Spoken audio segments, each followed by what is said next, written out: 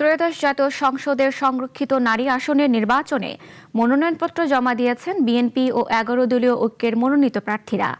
রাজধানীর আগারগাঁওয়ে নির্বাচন ভবনে রিটার্নিং কর্মকর্তার কাছে পৃথকভাবে মনোনয়নপত্র জমা দেন তারা।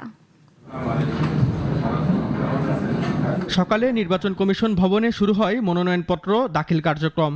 বিএনপি ও 11 দলীয় ঐক্যের প্রার্থীরা দলীয় নেতাকর্মীদের সঙ্গে নির্বাচন ভবনে উপস্থিত হন এবং মনোনয়নপত্র জমা দেন।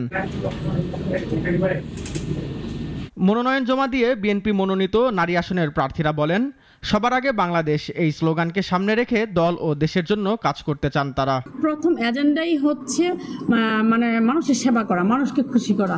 সো মানুষকে খুশি করার জন্য যা যা করার দরকার আমি প্রত্যেকটি সেক্টরে কাজ করার চেষ্টা করব। সবার আগে বাংলাদেশ, সেটাকে মাথায় রেখে বাংলাদেশকে আমরা বিশ্বের মঞ্চে কিভাবে আমরা পৌঁছে দিব আমাদের উন্নয়নের সপক্ষে, সেটি আমার প্রত্যাশা। বাংলাদেশকে একটা উন্নয়ন শিখরে নেওয়ার ওনার পরিকল্পনার সাথে আমরা সকলে হাতে হাত মিলিয়ে কাঁধে কাঁধ মিলিয়ে দেশ এবং জাতির জন্য কাজ করব। অন্যদিকে 11 দলীয় ঐক্যের মনোনীত প্রার্থীরাও সংসদে নারীদের জন্য বিশেষ ভূমিকা রাখার প্রত্যয় ব্যক্ত করেন। একটা জোট আসলে একটা কমিটমেন্ট, সেটা দেশের স্বার্থে, জনগণের স্বার্থে আমরা একসাথে কাজ করব, এটাই আমাদের কমিটমেন্ট ছিল।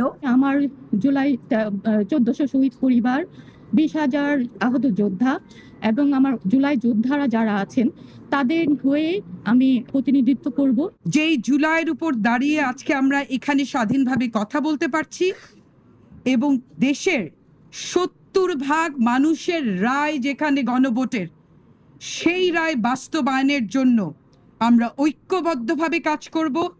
দেশের মানুষের জনকল্যাণে আমরা ঐক্যবদ্ধ থাকবো ইনশাআল্লাহ। মনোনয়নপত্র জমা শেষে জামায়াতে ইসলামীর সহকারী সেক্রেটারি জেনারেল হামিদুর রহমান আজাদ বলেন, প্রতিশ্রুতি অনুযায়ী 11 দলের পক্ষ থেকে সংরক্ষিত নারী আসনে জুলাই অভ্যুত্থানে শহীদ পরিবারের একজন সদস্যকে মনোনয়ন দেওয়া হয়েছে।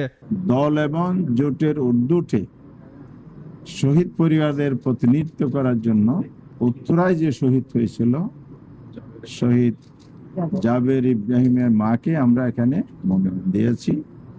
আমাদের নীতিগত কারণে আমরা এক পরিবারের 2 জন সংসদ সদস্য দিন, যেহেতু আমাদের নীতিটা এটাকে সমুন্নত রেখে আমরা এগিয়ে যেতে চাই। রেজাই রাব্বি, নাগরিক, ঢাকা।